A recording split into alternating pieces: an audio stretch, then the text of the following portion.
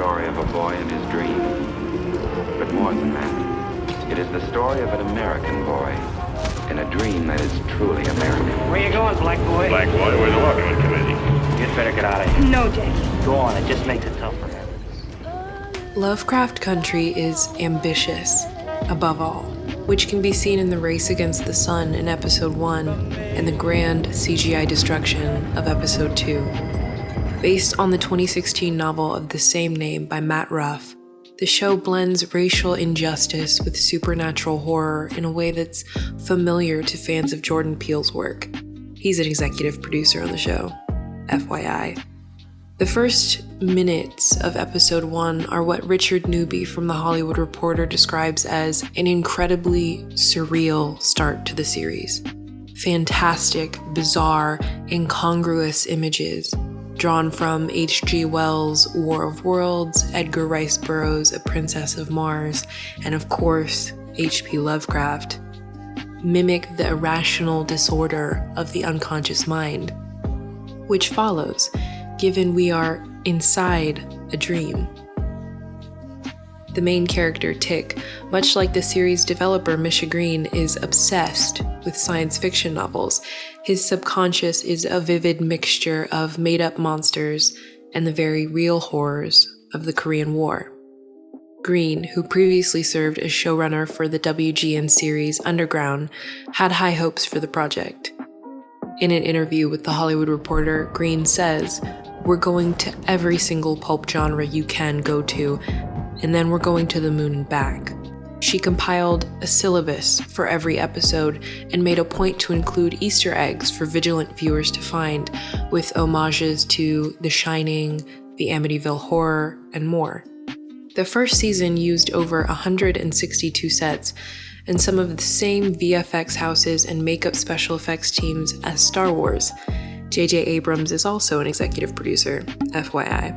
"There's no limits other than my imagination, which is fantastic," Green said at a virtual panel during the CTAM press tour. Elaborate set pieces, detailed special effects, and a sizable budget are any showrunner's dream. They add to the stylized, larger-than-life world of Lovecraft Country. However, there is a downside. Green sought to anchor the series with these characters, with these people who are real, who are grounded, who we care about. You get out! Don't you ever call me out my fucking name! However, a critique of the series from Hannah Georgis at The Atlantic says, "Racial horror is most effective when the central characters feel rich and fleshed out, when audiences are invested in them, not just out of implied moral obligation." Georgis accuses the show of treating the black cast less as characters in their own right and more as vehicles for a sweeping critique of American racism. Charles Johnson, in his essay, The End of the Black American Narrative, writes, "A good story always has meaning, and sometimes layers of meaning. It also has an epistemological mission, namely, to show us something. At times, the characters on Lovecraft feel like voice boxes, Going over another bridge named after some dead slave owner. pushing the narrative our present-day country with its vitriolic rise in white supremacy and ongoing fight against police brutality needs. With its fast-paced, packed plots, even with our runtimes, each episode struggles to advance both the story and the characters in nuanced, meaningful ways. Lovecraft Country claims the Herculean epistemological task of essentially our heroes are on a quest to bring down white supremacy. The way the show confronts this task is often thoughtful and provocative.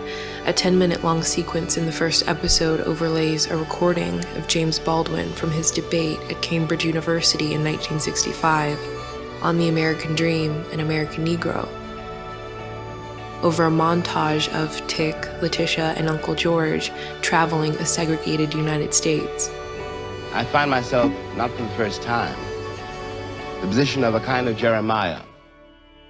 The soundbite is from almost a decade after the time period in which the series takes place. Misha Green calls anachronistic soundbites like these scorce, found audio e.g. a source, used to score a scene. Episode 2 is actually named after the spoken word poem by Gil Scott Heron, used to score the failed magical ritual performed in the later half, Whitey on the Moon. And it was inspired by some Whiteys on the Moon. Episode 3 opens with found audio from Nike's Be True campaign, voiced by Precious Angel Ramirez. To make a mark on this world. What mountains did you climb? This, in addition to the usage of modern music, takes this show that's set in the 1950s and pulls it out of time. Lovecraft Country's ambitiousness frequently overshadows the delicate complexities of character development, creating the top-heavy dynamic of a fantastic story carried by half-realized characters. We know very little about the magic which animates the world, nor the story's villain, Christina Braithwaite. The reason for this is because the show's primary villain isn't a person. Rather, it's an ideology.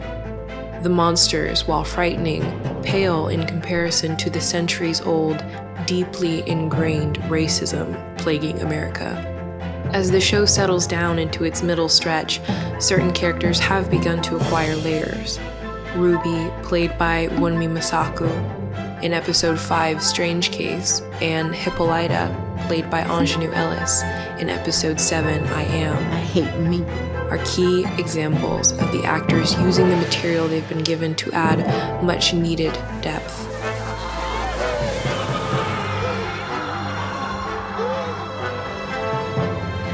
Standout performances such as these aren't uncommon on Lovecraft, and they do the much-needed work of humanizing these characters who would otherwise drown in an outlandish narrative.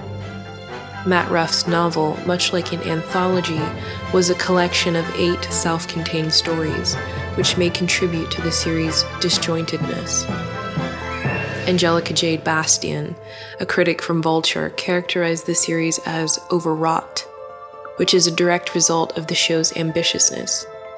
That said, there's no doubt a show like Lovecraft Country is needed in the present climate. The show pulls on a variety of historical set pieces, pulp genre tropes, and black art. Here is my hand. Catch the fire and live. In order to tell a story that is, in the words of the narrator, truly American. Stories are like people. Love them doesn't make them perfect. You just try and cherish them, overlook their flaws. Come on. Come on. Go, run.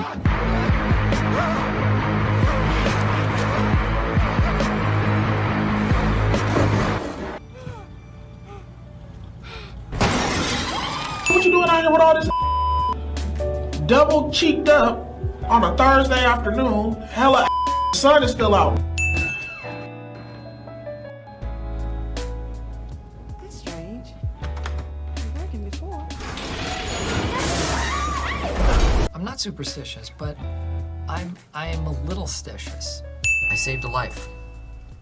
My own. Am I a hero?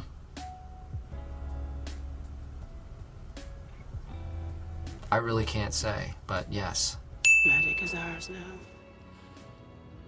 She passed away? Oh. All right.